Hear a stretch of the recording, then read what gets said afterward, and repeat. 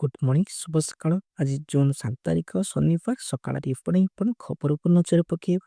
ତ ଆପଣମାନଙ୍କୁ ଭିଡ଼ିଓଟିକୁ ଶେଷ ପର୍ଯ୍ୟନ୍ତ ଦେଖିବେ, କାରଣ ଆପଣମାନେ ଖୁବ୍ କମ୍ ସମୟ ଭିତରେ ଦେଶ ବିଦେଶ ଠାରୁ ଆରମ୍ଭ କରି ଆମ ରାଜ୍ୟର ସମ୍ପୂର୍ଣ୍ଣ ଖବର ଜାଣିପାରିବେ। ତ ଆଜିର ପ୍ରଥମ ଖବର, ଏଥର ରଜରେ ରଜ ପାଳନ।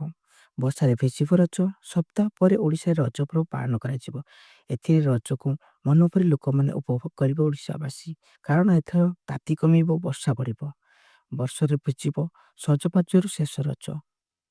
ପାଗ ବିଶେଷଜ୍ଞ ଆକଳନ ଅନୁସାରେ ଆସନ୍ତା ସପ୍ତାହରେ ବଙ୍ଗୋପସାଗର ଘୂର୍ଣ୍ଣିବଳୟ ସୃଷ୍ଟି ହେବାର ସମ୍ଭାବନା ରହିଛି। ପରବର୍ତ୍ତୀ ନ୍ୟୁଜ୍, ଆୟୁଷ୍ମାନ କାର୍ଡରେ ଆସିଲା ବଡ଼ ଗୁରୁତ୍ୱପୂର୍ଣ୍ଣ ଖବର। ଆୟୁଷ୍ମାନ କାର୍ଡରେ ମାଗଣା ସ୍ୱାସ୍ଥ୍ୟ ସେବା ମିଳୁନଥିବାର ଅଭିଯୋଗ। ଆୟୁଷ୍ମାନ କାର୍ଡରେ ମାଗଣା ସ୍ୱାସ୍ଥ୍ୟ ସେବା ମିଳୁନଥିବାର ଅଭିଯୋଗ। ଏହି କାର୍ଡରେ ଅନେକ ଗରିବ କଟିକିଆ ଦିନ ମଜୁରିଆ ଲୋକମାନଙ୍କ ମାଗଣା ସ୍ୱାସ୍ଥ୍ୟ ସେବା ମିଳୁନଥିବାର ଅଭିଯୋଗ ଆସିଛି କଟକ ଜିଲ୍ଲାରୁ। ବେତନଟିରେ ଆଳୁ କିଲୋ 8 ଟଙ୍କା। ବେତନଟିରେ ଆଳୁ କିଲୋ 8 ଟଙ୍କା। ବସ୍ତା ବସ୍ତା ବୋହି ନେଲେ ଆଳୁ। ଆଳୁ କିଲୋ 8 ଟଙ୍କା। ରାଜ୍ୟରେ ଆଳୁ କିଲୋ 20 ଟଙ୍କା ଉପରେ ରହିଛି, କିନ୍ତୁ ମୟୂରଭଞ୍ଜ ଜିଲ୍ଲା ବେତନଟିରେ ଆଳୁ କିଲୋ ପଛେ 8 ଟଙ୍କା ବିକ୍ରି ହେଉଛି। ସକାଳୁ ପଶ୍ଚିମବଙ୍ଗରେ ଏକ ଆଳୁ ଟ୍ରକ୍ ଆସି ବେତନଟିରେ ପହଞ୍ଚିଥିଲା। ଆଳୁ କିଲୋ 8 ଟଙ୍କାରେ ବିକ୍ରି ହୋଇଥିବା ବେଳେ ବେପାରୀ ବସ୍ତା ବସ୍ତା ମାତ୍ର 400 ଟଙ୍କାରେ ବୋହି ନେଇଯାଉଥିଲେ। ପରବର୍ତ୍ତୀ ନ୍ୟୁଜ୍, ଋଣ ନେଇଥିବା ଲୋକଙ୍କ ପାଇଁ ଖୁସି ଖବର। ରିଜର୍ଭ ବ୍ୟାଙ୍କ ଅଫ୍ ଇଣ୍ଡିଆ ଆଜି ରେପୋ ହାର ହ୍ରାସ କରିଛି। ମୁଦ୍ରାନୀତି କମିଟିର 6 ଜଣିଆ ସର୍ଭେଣ୍ଟ ବିଭିନ୍ନ ଦିଗକୁ ଅନୁସରଣ କରି ରେପୋ ରେଟ୍ 50 ପଏଣ୍ଟ ହ୍ରାସ କରିଛନ୍ତି। ଫଳରେ ରେପୋ ରେଟ୍ର ଏବେ 5.50ରେ ପହଞ୍ଚିଛି। 2025 ଫେବୃଆରୀ ପରେ ତୃତୀୟ ଥର ପାଇଁ ରେପୋ ରେଟ୍ ହ୍ରାସ ହୋଇଛି। ମୁଦ୍ରାସ୍ଫୀତି 4%ରୁ କମ୍ ଥିବାରୁ ଆର୍ବିଆଇ ଏହିପରି ନିଷ୍ପତ୍ତି ନେଇଛି। ପ୍ରତି ନ୍ୟୁଜ୍, ଆସନ୍ତା 24 ଘଣ୍ଟା ମଧ୍ୟରେ ଝଡ଼ ବଜ୍ରପାତ ହେବାର ସମ୍ଭାବନା ରହିଛି। 30ଟି ଜିଲ୍ଲାକୁ ସତର୍କ ସୂଚନା। ଭୁବନେଶ୍ୱର ଆଞ୍ଚଳିକ ପାଣିପାଗ କେନ୍ଦ୍ର ଆସନ୍ତା 5 ଦିନ ମଧ୍ୟରେ ଝଡ଼, ବର୍ଷପାତ ଓ ପବନକୁ ନେଇ ଚେତାବନୀ ଜାରି ରଖିଛି। ଆସନ୍ତା 24 ଘଣ୍ଟା ମଧ୍ୟରେ ଝଡ଼, ବଜ୍ରପାତ ଓ ପବନକୁ ନେଇ 30ଟି ଜିଲ୍ଲାକୁ ୟେଲୋ ୱାର୍ଣ୍ଣିଂ ସତର୍କତା ଜାରି କରାଯାଇଛି। ସେହି ସମୟ ମଧ୍ୟରେ ପବନର ବେଗ 30ରୁ 40 କିଲୋମିଟର ରହିବାର ସମ୍ଭାବନା ରହିଛି।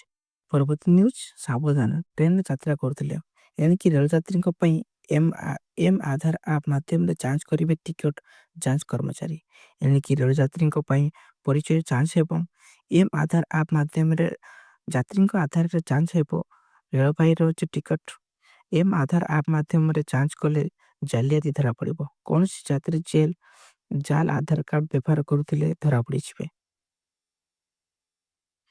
ପରବର୍ତ୍ତୀ ନ୍ୟୁଜ୍, କଟିବ ରେସନ କାର୍ଡ। 20 ଲକ୍ଷ କରିନାହାନ୍ତିରେ ଇକେୱାଇସି, କାଟିଯିବ ସେମାନଙ୍କ ରେସନ କାର୍ଡ। ରାଜ୍ୟରେ 20 ଲକ୍ଷ ହିତାଧିକାରୀ ଏଯାଏଁ ଇକେୱାଇସି କରିନାହାନ୍ତି। ଯେଉଁମାନେ ଜୁନ୍ ଶେଷରେ ଇକେୱାଇସି ନ କରିଥିବେ ସେମାନଙ୍କ ରେସନ କାର୍ଡ କଟି ଦିଆଯିବ। ପ୍ରାୟ 5% ଲୋକ ବର୍ତ୍ତମାନ ସୁଦ୍ଧା ଇକେୱାଇସି କରିନାହାନ୍ତି।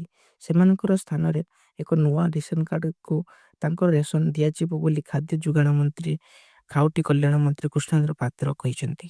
ପରବର୍ତ୍ତୀ ନ୍ୟୁଜ୍, ରାଜ୍ୟରେ 7ଟି ଜିଲ୍ଲାକୁ ବ୍ୟାପିଲା କରୋନା, 30 ଛୁଇଁଲା ସଂକ୍ରମଣ। ରାଜ୍ୟରେ 7ଟି ଜିଲ୍ଲାକୁ ବ୍ୟାପିଲା କରୋନା ଭାଇରସ। 24 ଘଣ୍ଟାରେ ରାଜ୍ୟରେ ଚିହ୍ନଟ ହେଉଛି 7 ଜଣ ନୂଆ କରୋନା ରୋଗୀ। କଟକ, ଖୋର୍ଦ୍ଧା ଜିଲ୍ଲାରେ ବାଦ ଅନ୍ୟ ଜିଲ୍ଲାଗୁଡ଼ିକରେ ଗୋଟିଏ ଲେଖାଏଁ କୋଭିଡ୍ ଚିହ୍ନଟ ହୋଇଛନ୍ତି। ଏଥିସହ ରାଜ୍ୟରେ ମୋଟ କୋଭିଡ୍ ରୋଗୀଙ୍କ ସଂଖ୍ୟା 30କୁ ବୃଦ୍ଧି ପାଇଛି। ରାଜ୍ୟରେ ଏଯାଏଁ ଚିହ୍ନଟ ହୋଇଥିବା ରୋଗୀଙ୍କ ମଧ୍ୟରେ ସର୍ବାଧିକ 16 ଜଣ ଖୋର୍ଦ୍ଧା ଜିଲ୍ଲାରୁ ଚିହ୍ନଟ ହୋଇଥିବା ବେଳେ କଟକରୁ 9 ଜଣ କୋଭିଡ୍ ପଜିଟିଭ ଚିହ୍ନଟ ହୋଇଛି। ପରବର୍ତ୍ତୀ ନ୍ୟୁଜ୍, ପାକିସ୍ତାନ ପରିସ୍ଥିତି ଅସମ୍ଭାଳ, ଭାରତ ଆଗରେ ଗୁହାରି। ସିନ୍ଧୁ ଜଳ ଚୁକ୍ତି ଭାରତର ସ୍ଥଗିତ ରଖିବା ପରେ ପାକିସ୍ତାନର ସ୍ଥିତି ଖରାପ ହେବାରେ ଲାଗିଛି। ପାକିସ୍ତାନ ପୂର୍ବରୁ ଋଣରେ ବୁଡ଼ି ରହିଥିବା ବେଳେ ଏବେ ଜଳର ଅଭାବ ଏକ ଅନେକ ସମସ୍ୟା ସୃଷ୍ଟି କରିଦେଇଛି। ସେମାନଙ୍କର ସମସ୍ୟା ବଢ଼ାଇ ଦେଇଛି। ଏହି ଚକ୍ରରୁ ମୁକ୍ତି ପାଇବା ପାଇଁ ପାକିସ୍ତାନ ଏପର୍ଯ୍ୟନ୍ତ ଭାରତକୁ 4 ଥର ଚିଠି ଲେଖି ସିନ୍ଧୁ ଜଳ ଚୁକ୍ତିର ପୁନଃସ୍ଥାପନ କରିବାର ଅନୁରୋଧ କରୁଛି।